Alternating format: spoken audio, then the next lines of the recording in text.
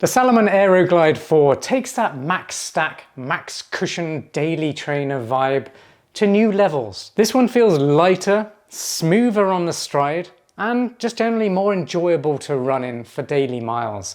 It actually feels a lot more connected than most high stack running shoes as well, which is a really good thing for me. I'll be honest here, I am getting a little bit tired of high stack running shoes, and I mean shoes going over 40 millimeters at the heel. I just think when is too much, and there are a few shoes, one that I'm going to be reviewing soon, which I think has taken it a little bit too far, and I think it's actually taking the joy out of running, and it is actually changing our form without us knowing it. More on that a little bit later. But this one is really, really good. I can't wait to tell you all about it. It's won my heart.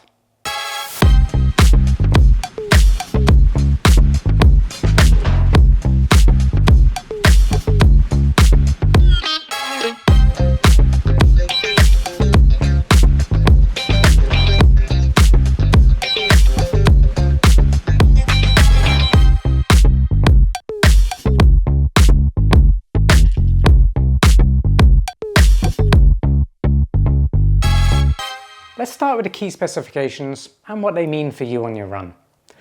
First off, they cost $160, so I will let you know if they're worth that price tag. That's a little bit high for a daily trainer, but I guess it's pretty average for a max stack, max cushion running shoe like this. They weigh 8.9 ounces or 252 grams. If you're not sure how that compares to other shoes in this category, well, actually it's very lightweight. And you really do notice it on the run, but also when you first pick it up and you see how much stack and foam is on this shoe, it actually feels a lot lighter than it should. It has an 8mm drop with a whopping 42mm under the heel and 34mm under the toe. The upper is using an updated 3D open mesh with seamless inside-out construction, super comfortable, and it gives you a really good heel lockdown. I love this oversized tongue, more on that in a moment. And the collars and heel padding are all really cushioned, super comfortable to slip on. The midsole is using full Optifoam squared supercritical TPU foam, and it feels it. It feels lightweight, it's very responsive, bouncy, and really fun to run on. The outsole is using Salomon's Road Contagrip with circumferential coverage. What does that mean? That was a big word. Well, all it means is the coverage goes all the way around the outside of a shoe with a little bit of an island at the forefoot. Interesting. Works really well. And some extra features are the fact it does have a little bit of a rocker, a little bit at the heel, and it kind of bumps out at the rear, which gives heel landers or heel strikers a really, really nice soft landing. You're going to love how that feels. And it's got that oversized tongue, which the previous version had as well, which I absolutely love. Feels super comfortable over the front of your foot. And it is a neutral running shoe, so it's not a support or stability shoe, but it is very stable for such a high stack running shoe. Another reason I love it. When it comes to sizing and fit, they do run true to size in length, and they have a medium width. There is quite a bit of volume in there thanks to this lacing system. So if you do have higher volume feet, you're going to get on really well with these as well. The toe box is medium width, and there's a little bit of room for toe splay in there as well, making them extra comfortable. But they're not a wide toe box, so don't go expecting that either. The upper mesh is super, super breathable. That's another thing that makes them feel so lightweight, because it tricks your mind on the run. You get so much airflow going through the shoe. It almost feels like there is no upper, if that makes sense.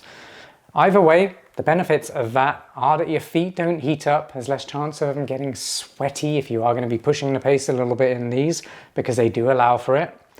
And it just regulates the temperature within the shoe much better, making your longer runs feel more comfortable and enjoyable. The collars and the heel counter and the tongue are all very padded and soft, so it's very cloud-like to slip into. Like I said before, this tongue, look at the size of this thing. That's a whopper. That's what she said. It's huge, but I like it because it wraps around your foot, cradling it and almost pushing it back into the shoe, giving you really good heel lockdown. If you do need better heel lockdown because you've got narrow heels, then you can just use the extra eyelet and use Racer's Loop heel lock method. If you're not sure how to do that, watch my video up there. Very easy to do, and it locks your foot down much better. Works on any shoe. And the midfoot lockdown is really good as well. There's no heel tab or heel loop at the rear to help slip them on, which I feel could be added. They have added this little flap here, kind of looks like a mohawk on the back of a shoe, which I guess you could grab like this. But I don't know, doesn't really work very well for that. So I'm not sure if it's a aesthetic thing or if it is to be used to help slip them on. Anyone got any insight on that? There's also some reflectivity built in as well. You can see at the heel and just above the toe box there. So if you are running in low light conditions, these should have your back, keep you safe. If you're enjoying this review so far, please give a video a like. Really appreciate it when you guys do that. It makes me feel all warm and fuzzy inside and special. Who doesn't want that? Who doesn't want to feel special? Give me a like. And if you're new to the channel, make sure you subscribe, hit that notification bell, and I'll see you on the next shoe review. And if you've had any experience running in these, I want to hear it. Put it in the comments down below. That's going to help me understand how you guys have been using these shoes, what kind of training, and maybe what kind of physiology you have, what kind of pace you run. Put as much information as you can. That's really going to help me, but also anyone who comes to this video and deciding whether or not these are going to be good for them. It's really going to help them make that decision. So please comment, say hello, put all that information. Thank you. All right, let's kick off my performance review by talking about the ride and the midsole that enables it. It's using Salomon's Optifoam squared foam, which is incredibly soft, but responsive. So it's not plush, it's bouncy. Any kind of energy you put into it by compressing it, it springs back and gives you that nice pop, bounce, and forward propulsion that you would expect from a midsole like that. That's definitely the headline for this story. It just feels incredibly fun to run in because of that foam. I'm going to flex it, let go, so you can see the pop that this gives you. Oh, bloody hell, nearly took out the camera there. That was a lot more than I was expecting, and probably got the pop record for any shoe that I've reviewed recently. That was incredible, and I believe it. I know it was going to kind of do that because I know how it feels on the run. This one is special. I absolutely love this foam. Salomon, you've done something special with it. And it's not just the foam, it's the geometry of that foam. It's how it's been formed and shaped. So you've got a nice subtle toe spring at the front of the shoe and that little kick back or rocker at the heel. All this does is smooth out your transition from heel landing to toe takeoff. So imagine you land at the heel or the midfoot, you compress that foam, you start to round off the shoe, you start flexing the shoe. Now I'm storing loads of energy here right now. And then you roll, hit that toe spring, and you just get a really nice smooth roll off, and that foam compresses back, pushes you, propels you forward. And you feel it on the run. Not every shoe works like that. It's supposed to, most are supposed to, but most don't. Many feel dead, many just feel jolty. They just don't get it right all the time. This one really does, it's special. And having that kind of pop and bounce for your daily training miles is fun. It's motivational, it gets you out, it makes you want to go back out and run in this shoe. It's quite honestly one of my favorite daily trainers right now. And I do categorize daily trainers in two categories: the standard ones, which have a more balanced lower stack, and the high cushioned max stack ones like this one here. Now, I mentioned earlier I'm not a huge fan of these huge stack running shoes. This one is different, and I would very much enjoy taking this one out on long daily training miles where I'm trying to push my mileage if I'm training for a long race, for example. That's where this one actually performs really well. It's in the long distance, in the zone runs where you just need protection underfoot, bounce to keep you going, and a joyful ride so that when you finish, you want to go back out and train again. That's what the Aero Glide 4 does really well for me. And because it is lightweight, it feels very lightweight on foot as well. And what that does for you on your run is subconsciously make you want to pick your feet up faster, increase your cadence, which is really important for running form, so that you're not overstriding and putting too much strain on your joints. And actually you get good speed out of it because of that. But also you come away from your run feeling like you haven't actually done that much, or you haven't overstrained yourself. If you are going to be running in hot conditions, we're in spring now, coming up to summer, it's going to get hot. It seems to be getting hotter and hotter every year. So having a really breathable upper like this is really important for training, because if you do have a shoe that's capable of going faster, higher intensity, your feet are going to heat up. So you need some way to be able to vent out that heat and try and reduce the amount of sweating or swelling that's going to happen on your feet within the shoe. These ones are super breathable, much more breathable than most daily trainers out there right now, especially max cushion daily trainers. Most of them tend to not have very good breathability, so this is definitely a unicorn. It's a diamond in the rough in that respect. And then finally you've got the Road Contagrip. Performs very well, not really had any issues. Just be wary on slick surfaces like painted lines or numbers or letters on the road in wet conditions. You might feel like you might slide on those, but to be honest, that's the same for most shoes.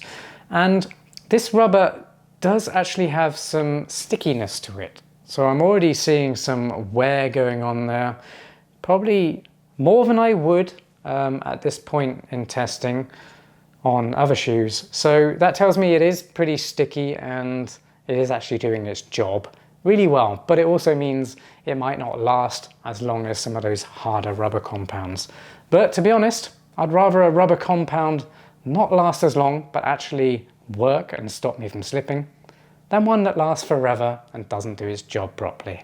What do you think? Do you agree with that sentiment? So summarizing the performance review, it's clear these running shoes are max cushion daily trainers. So for anyone who wants to have one shoe that can do most of their slower paced training runs, but also anyone who wants to race longer distances in a shoe that's super comfortable and you don't really get on with those carbon plated race day super shoes like those ones up there, then this is going to be a really good shoe for you guys. It's going to get you through a marathon. You're going to feel really good throughout. It's just going to be joyful to run in, and you'll finish the race feeling like you haven't done as much work because it's nice and easy to flex, unlike carbon plated shoes where you've got to put a lot more work in to get more energy return. But actually these are super flexible, so I'm not going to be working my muscles as hard as on a super shoe like that, but I also get incredible amounts of pop from the foam.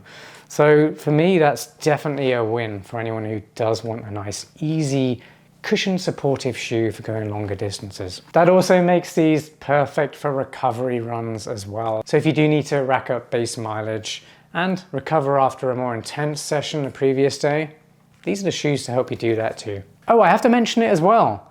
I think these look really good. They don't feel like a bulky max cushioned or max stack trainer either.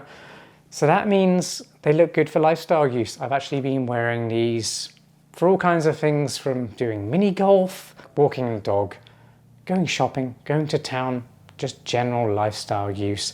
Or if you work in an environment where you're on your feet all day long, these could be a really good choice for you too. If you're wondering where the Salomon Aero Glide 4 features on my best max cushion daily trainers roundup, well, follow that link up there. That will take you to that very roundup where you can find the best max cushion running shoes for you right now. Spoiler alert, these ones rank really highly. Well, you've made it to my final verdict. Is the Salomon Aero Glide 4 worth $160? Yes, I absolutely love these. I really enjoyed the previous version as well, but this is even better in my eyes. I really like what they've done. Subtle upgrades, but marked improvements, and the ride just feels even dreamier. The biggest improvements for me really are the fit. It felt a bit wishy-washy before, very high volume, but this one just feels more dialed in. I'm getting a better footlock within the shoe, and I love how it looks. It's super breathable, Still got that beautifully long or big, fat, wide tongue, whatever you want to call it.